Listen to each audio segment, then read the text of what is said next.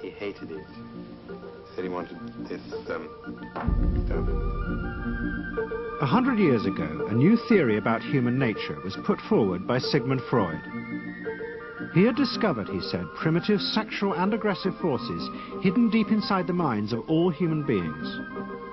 Forces which, if not controlled, led individuals and societies to chaos and destruction. This series is about how those in power have used Freud's theories to try and control the dangerous crowd in an age of mass democracy. At the heart of the story is not just Sigmund Freud, but other members of the Freud family.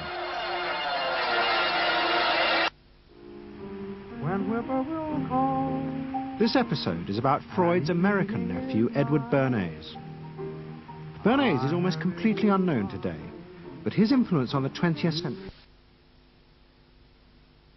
operations for the first time how they could make people want things they didn't need by linking mass-produced goods to their unconscious desires. Out of this would come a new political idea of how to control the masses. By satisfying people's inner selfish desires, one made them happy and thus docile. It was the start of the all-consuming self, which has come to dominate our world today.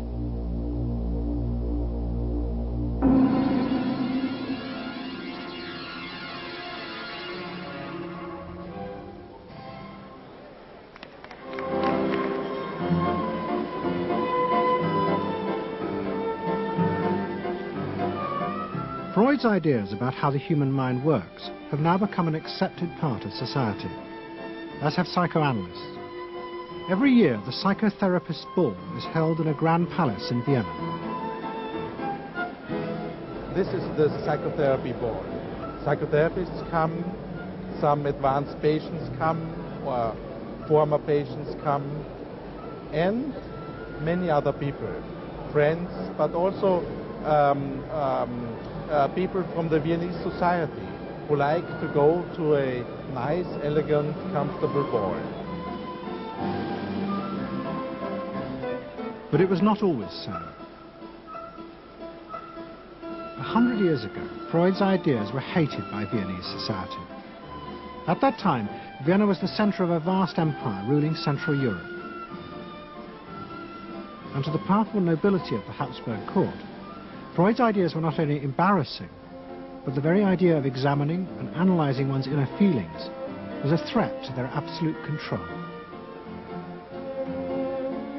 You see, at that time, these people had the power. And of course, you just were not allowed to show your bloody feelings. I mean, you just couldn't. You know, I mean, you couldn't, if you were unhappy. Can you imagine, for instance, you sit somewhere in the country in a castle, you are deeply unhappy, you are a woman. You couldn't go to your maid and cry on her shoulders, or you couldn't go into the village and complain, you know, about your feelings. I mean, you couldn't, it was like selling yourself to somebody. You just couldn't, you know, because they had to respect you.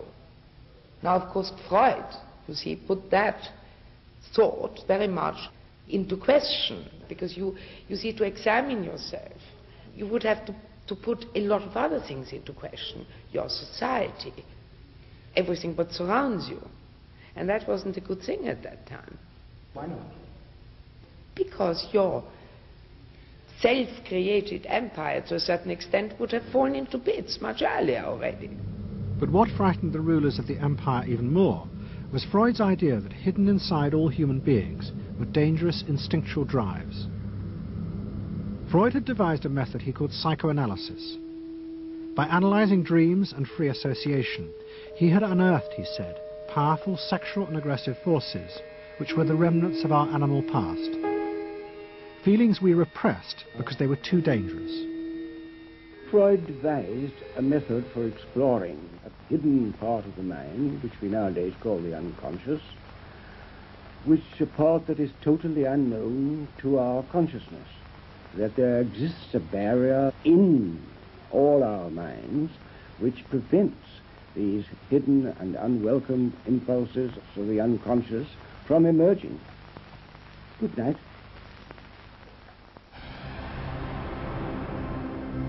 In 1914, the Austro-Hungarian Empire led Europe into war. As the horror mounted, Freud saw it as terrible evidence of the truth of his findings. The saddest thing, he wrote, is that this is exactly the way we should have expected people to behave, from our knowledge of psychoanalysis. Governments had unleashed the primitive forces in human beings, and no one seemed to know how to stop them.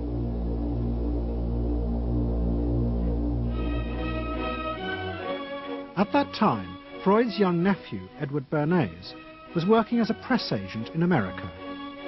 His main client was the world-famous opera singer Caruso, who was touring the United States.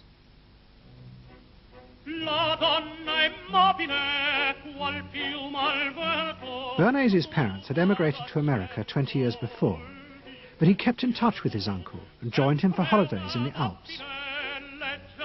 But Bernays was now about to return to Europe for a very different reason.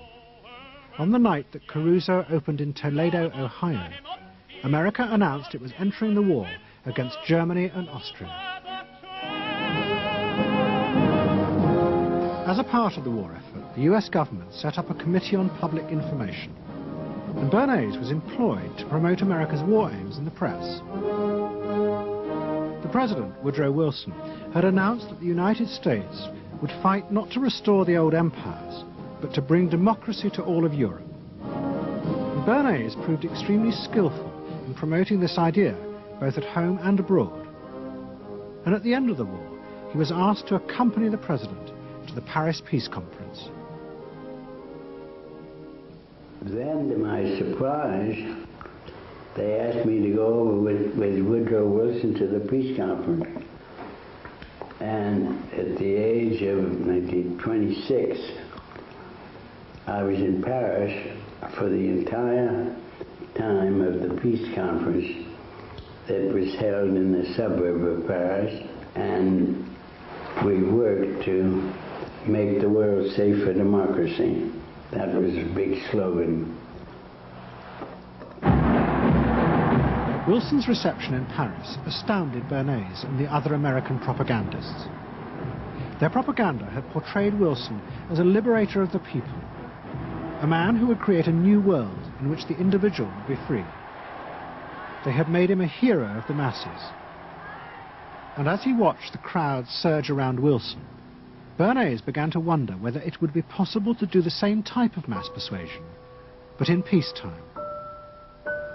When I came back to the United States, I decided that if you could use propaganda for war, you could certainly use it for peace. And propaganda got to be a bad word because of the Germans using it. So what I did was to try to find some other words. So we found the word Council on Public Relations. Bernays returned to New York and set up as a public relations counsel in a small office off Broadway. It was the first time the term had ever been used. Since the end of the 19th century, America had become a mass industrial society, with millions clustered together in the cities. Bernays was determined to find a way to manage and alter the way these new crowds thought and felt. To do this, he turned to the writings of his uncle Sigmund.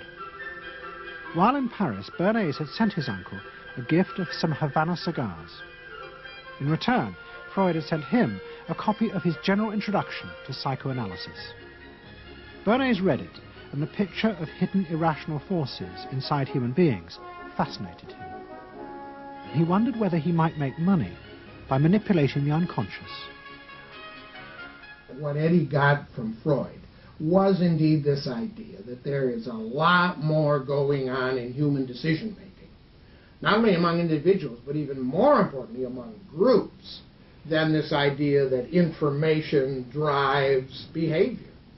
And so Eddie began to formulate this idea that you had to look at things that would play to people's irrational emotions. And you see, that moved Eddie immediately into a different category from other people in his field and most government officials and managers of the day who thought if you just hit people with all this factual information, they would look at that and say, oh, of course. And Eddie knew that was not the way the world worked. Bernay set out to experiment with the minds of the popular classes. His most dramatic experiment was to persuade women to smoke. At that time, there was a taboo against women smoking, and one of his early clients, George Hill, the president of the American Tobacco Corporation, asked Bernay to find a way of breaking it. He said, we're losing half of our market because men have invoked a taboo against women smoking in public. Can you do anything about that? I said, let me think about it. And then I said, have I your permission to see a psychoanalyst to find out what cigarettes mean to women? He said, what'll it cost? So I called up Dr. Brill, A.A. Brill, who was a leading psychoanalyst in New York at that time. How come you didn't call your uncle? Why didn't you call your uncle? Because he was in Vienna. A.A. Brill was one of the first psychoanalysts in America. And for a large fee, he told Bernay that cigarettes were a symbol of the penis and of male sexual power. He told Bernay that if he could find a way to connect cigarettes with the idea of challenging male power, then women would smoke, because then they would have their own penises.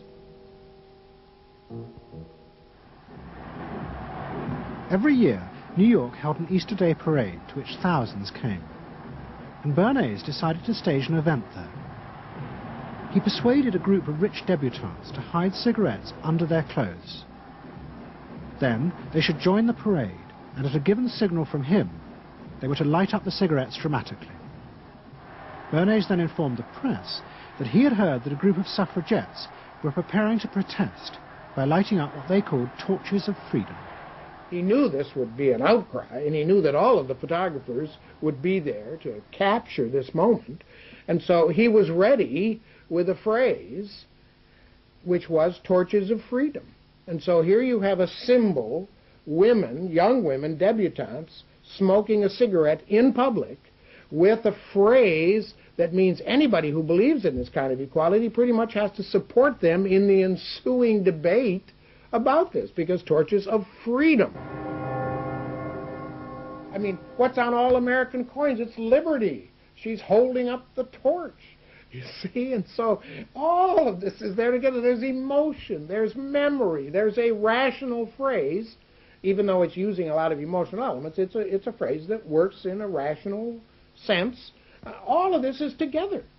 And so the next day, this was not just in all of the New York papers, it was across the United States and around the world. And from that point forward, the sale of cigarettes to women began to rise. He had made them socially acceptable with a single symbolic act.